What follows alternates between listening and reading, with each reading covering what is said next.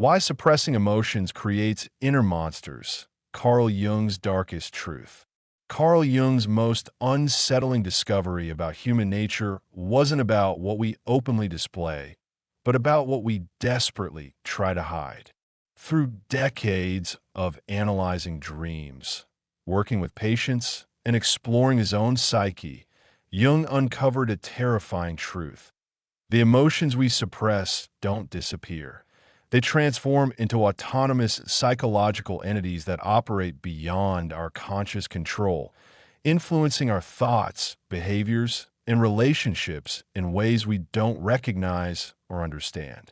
These inner monsters, as we might call them, are what Jung termed complexes, emotionally charged psychological fragments that split off from the main personality when we refuse to acknowledge or integrate difficult feelings. Unlike the popular understanding of having a complex about something, Jung's complexes are living psychological entities that possess their own intelligence, memory, and agenda. The darkest aspect of Jung's discovery is that these monsters aren't evil entities that invade us from outside. They're created from our own rejected emotional content. Every time we tell ourselves, "I shouldn't feel this way," every time we smile when we're angry or stay silent when we're hurt, every time we choose the socially acceptable response over the authentic one, we feed these inner creatures with our own life energy. This isn't a metaphorical warning. It's a literal description of what happens in the psyche when emotions are chronically suppressed. Jung observed that these complexes can become so autonomous that they essentially take over personality functioning during triggered states, causing people to act in ways that seem completely out of character and that they later can't fully explain or understand. The anatomy of emotional suppression. To understand how suppression creates inner monsters, we need to examine the psychological mechanisms involved. Emotional suppression isn't simply not expressing feelings. It's an active psychological process that requires enormous energy and creates profound distortions in the psyche. The energy economics of suppression. Jung understood that emotions are essentially psychic energy in motion. When we suppress emotions, we don't eliminate this energy, we dam it up, creating what he called energy reservoirs in the unconscious. This suppressed emotional energy doesn't remain passive. It seeks expression through alternative channels that often produce symptoms, behaviors, and reactions that seem disconnected from their original emotional source. Think of emotional suppression like trying to hold a beach ball underwater. It requires constant effort, and the moment your vigilance relaxes, the ball explodes to the surface with tremendous force. The longer you hold it down, the more violent its eventual emergence becomes. The splitting mechanism. When emotions are consistently rejected, the psyche employs a defense mechanism Jung called dissociation or splitting. The unacceptable emotional content, along with the memories, thoughts, and impulses associated with it, gets split off from conscious awareness and forms what Jung termed an autonomous complex. This complex operates like a separate personality within the main personality. It has its own memory system, emotional responses, and behavioral patterns. Most importantly, it has its own agenda, usually focused on getting the original emotional needs met or expressing the suppressed feelings, regardless of what the conscious mind wants. The shadow's appetite. Jung's concept of the shadow, the rejected aspects of personality, is intimately connected to emotional suppression. Every emotion we deny becomes part of our shadow, and the shadow has an insatiable appetite for expression. The more we feed it through suppression, the stronger and more autonomous it becomes. The shadow doesn't respect our conscious intentions or social appropriateness. It seeks expression through unconscious slips, projection onto others, physical symptoms, compulsive behaviors, and eruptions of out-of-character, reactions that shock both ourselves and others. The types of inner monsters. Jung identified several types of complexes that commonly develop from specific patterns of emotional suppression. Understanding these monsters helps explain many psychological symptoms and relationship problems that seem to have no clear cause. The rage monster. Perhaps the most dangerous inner monster is the one created by suppressed anger. In many families and cultures, anger, especially in women and children, is considered completely unacceptable. Children learn early that expressing anger leads to punishment, rejection, or retaliation, so they learn to suppress it completely. But anger is a fundamental emotion designed to protect boundaries and signal when something is wrong. When chronically suppressed, it doesn't disappear. It becomes a rage monster that can take over personality, functioning without warning. Characteristics of the rage monster.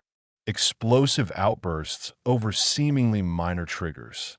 Physical symptoms like headaches, muscle tension, or digestive issues. Passive-aggressive behaviors that hurt others indirectly. Self-destructive behaviors that punish the self for having anger. Projecting anger onto others, seeing them as hostile when they're not. Depression. Anger turned inward against the self. The rage monster is particularly dangerous because when it takes over, people can become temporarily violent or say things that permanently damage relationships. Later, they often feel confused and ashamed, saying things like, "I don't know what came over me," or "that wasn't like me at all." The grief monster. Suppressed sadness and grief create another type of inner monster. Many people learn that crying is weakness, that sadness is self-indulgent, or that they need to be strong for others. This is particularly common among men who may be taught from childhood that tears are unmanly. Characteristics of the grief monster. Sudden crying spells triggered by seemingly unrelated events. Chronic depression or emotional numbness. Inability to form deep emotional connections. Compulsive caregiving of others while ignoring own needs. Physical symptoms like chest tightness or breathing difficulties. Addictive behaviors used to numb emotional pain. The grief monster often emerges during major life transitions, losses, or times of stress when our usual suppression mechanisms are overwhelmed. People might find themselves sobbing over a commercial or feeling devastated by minor disappointments as years of unprocessed grief finally surface. The fear monster. Anxiety and fear are often suppressed because they're seen as signs of weakness or because others become uncomfortable with displays of vulnerability. The fear monster that develops from suppressed anxiety can become crippling. Characteristics of the fear monster. Panic attacks that seem to come from nowhere.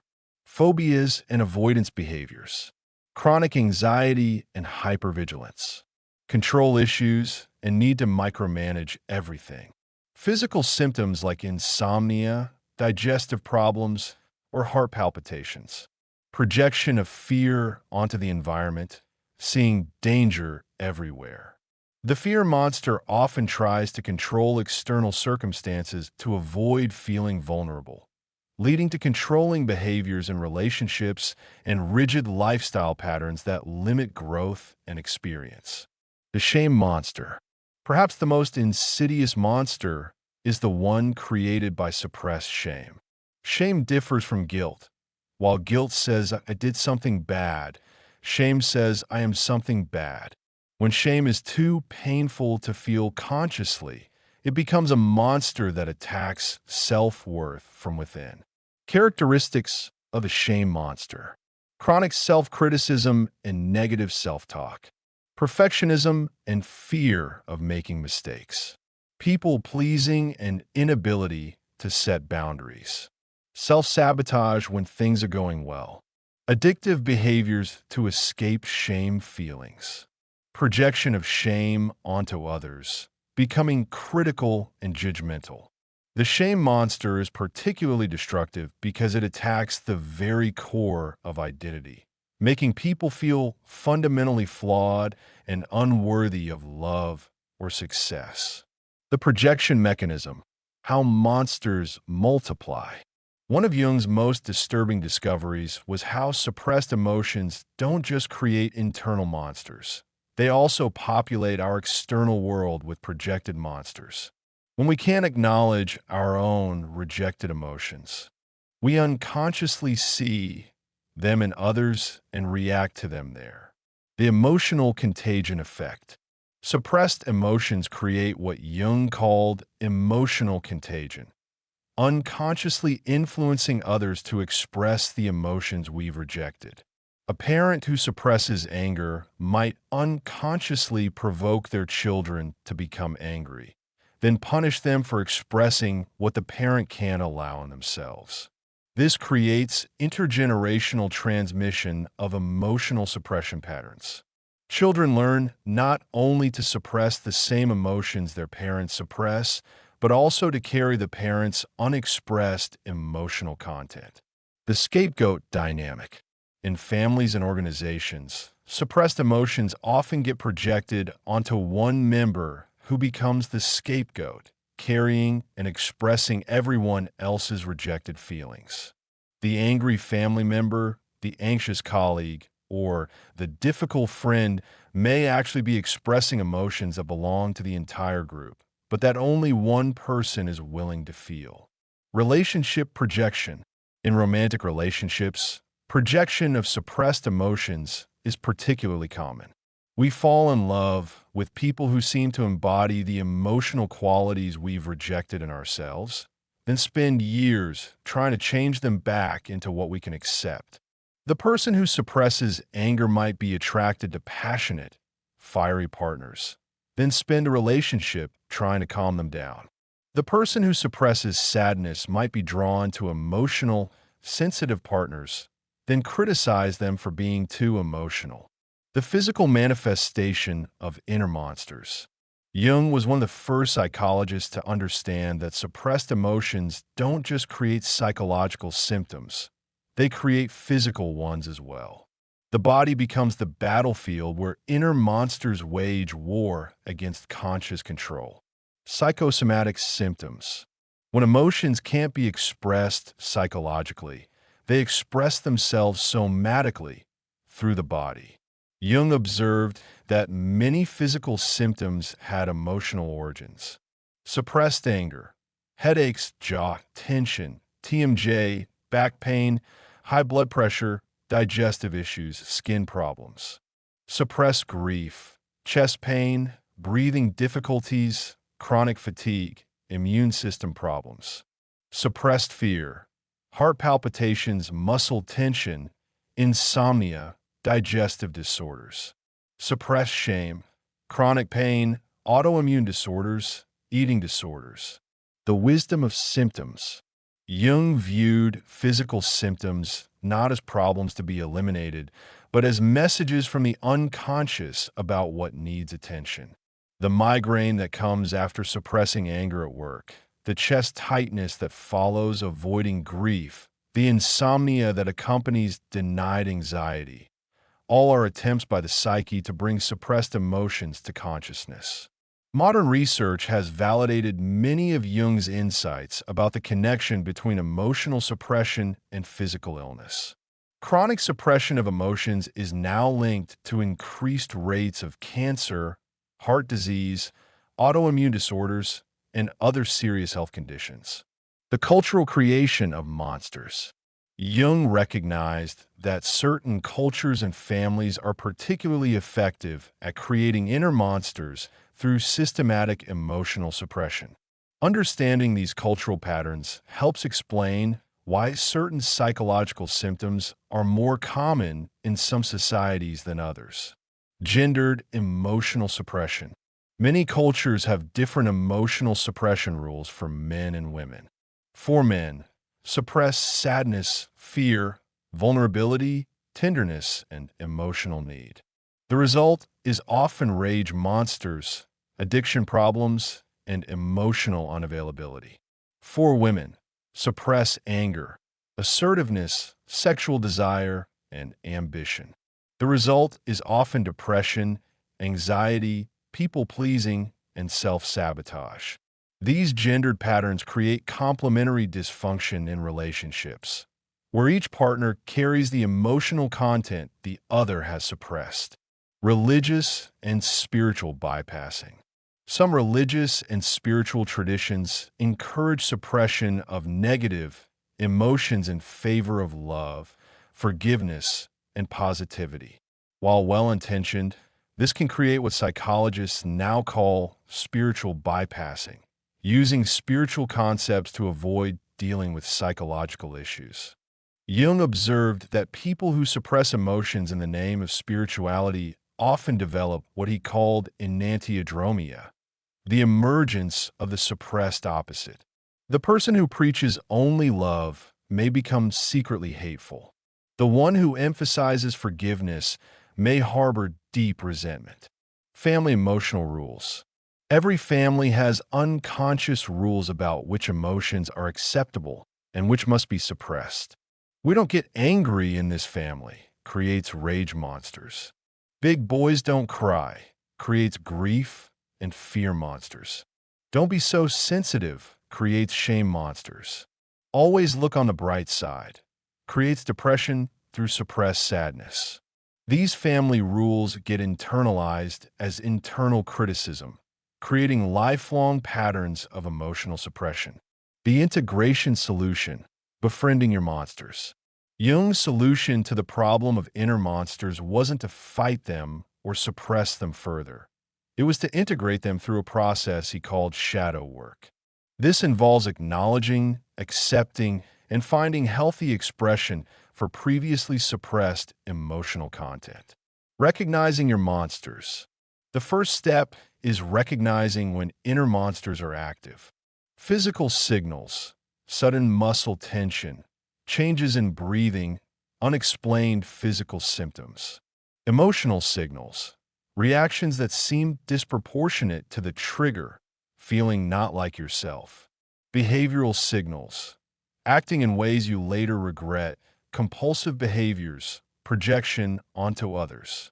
Cognitive signals, obsessive thoughts, sudden negative judgments about others, internal criticism. The RAIN technique. Jung's approach to emotional integration can be summarized in 4 steps. Recognition. Notice when suppressed emotions are emerging. Acceptance. Allow the feelings to exist without trying to change or fix them. Investigation.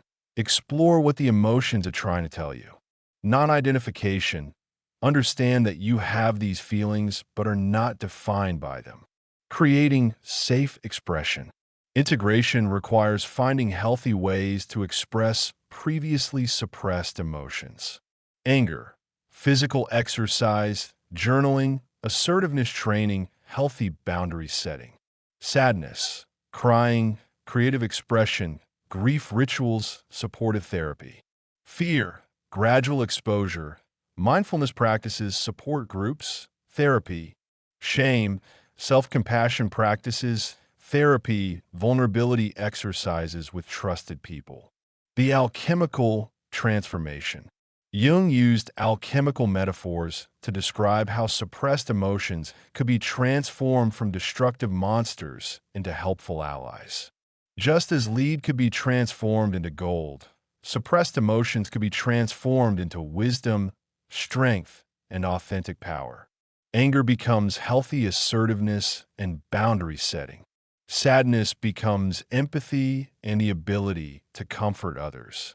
Fear becomes healthy caution and risk assessment. Shame becomes humility and the ability to connect with other struggles.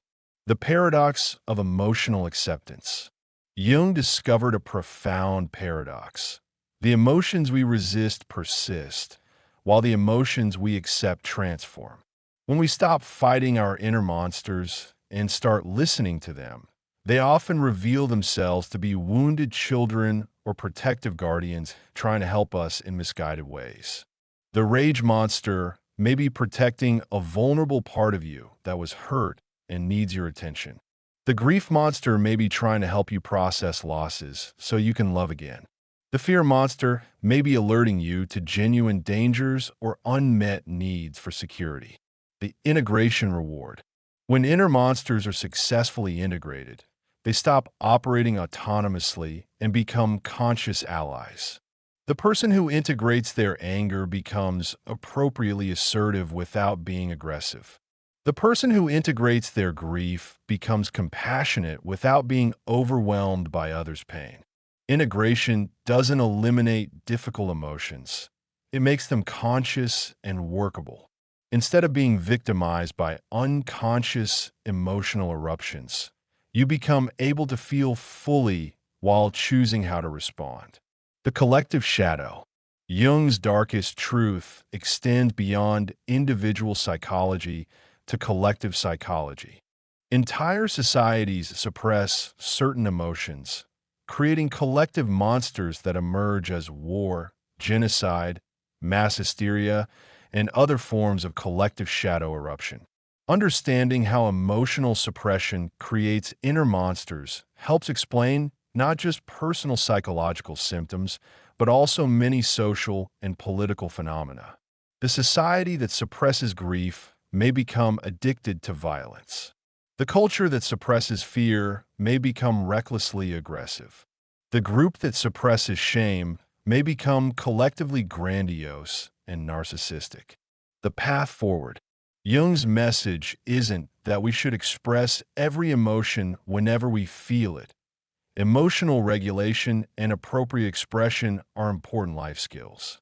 Rather, his warning is about the danger of chronic emotional suppression and the refusal to acknowledge the full spectrum of human emotional experience. The goal is conscious emotional choice rather than unconscious suppression. This means feeling emotions fully while choosing appropriate expression. Recognizing that all emotions carry important information. Understanding that suppressed emotions don't disappear but go underground. Learning to integrate difficult emotions rather than rejecting them. Accepting the full spectrum of human emotional experience as natural and necessary. Jung's darkest truth is also his most liberating. The monsters we fear most are made from our own rejected humanity. When we reclaim these rejected parts with compassion and wisdom, we not only heal our own suffering, but also stop unconsciously creating suffering for others. The choice is stark but simple.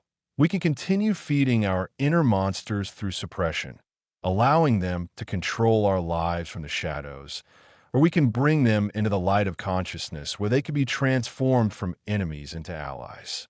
The courage to feel fully may be the most important journey we ever undertake.